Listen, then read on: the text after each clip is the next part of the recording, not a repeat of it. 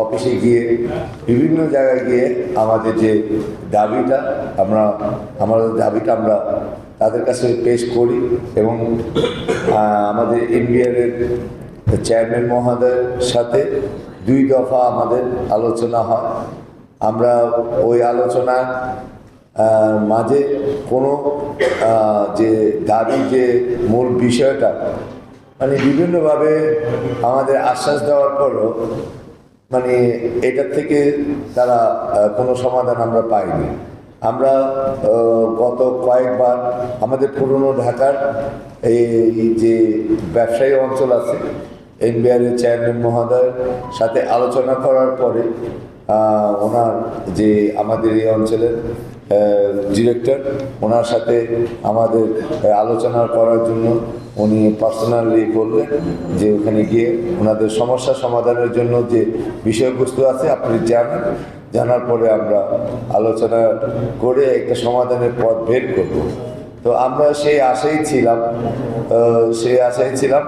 তারপরে আমরা একটি ব্যবসায়ী সংগঠনদের নিয়ে ব্যাপক একটি এই ধরনের আলোচনা আয়োজনের জন্য আমাদের পুরনো ঢাকার একটি জায়গায় এই আলোচনা সভাটি হওয়ার কথা ছিল।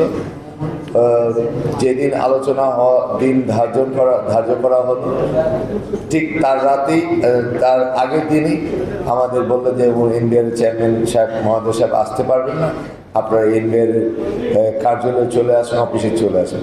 তা আমরা ব্যবসায়ী সংগঠনে যারা আমরা আয়োজন করেছিলাম আমাদের লিফলেট বিতরণ এবং বিভিন্ন জায়গায় ফেস্টুন ব্যানার ব্যাপক একটি আমরা প্রস্তুতি নিয়েছিলাম।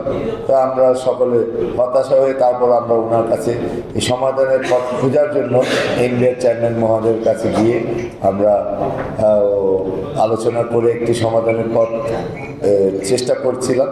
সেখানে কোনো বিষয়বস্তু নিয়ে চূড়ার কোনো দিক নির্দেশনা পাচ্ছি না। পরবর্তীতে বললো যে আপনাদের আমরা আরেকবার ডেকে আপনাদের যে বিষয়টুকু আমরা একটি সমাধানের পথ খুঁজে নিব ইনশাআল্লাহ। তো আমরা অপেক্ষা করতেছিলাম। ইতিমধ্যে আপনারা দেখবেন আমাদের এই লিখিত বক্তব্যের মধ্যে আমরা কোনো নাম উল্লেখ করিনি যে আমাদের কোনো ক্ষেত্রে 15% ভ্যাট পুরোপুরি উঠিয়ে নেওয়া হয়েছে।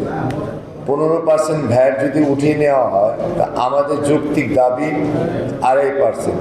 এই ভ্যাটটা কী কারণে বহাল রাখলো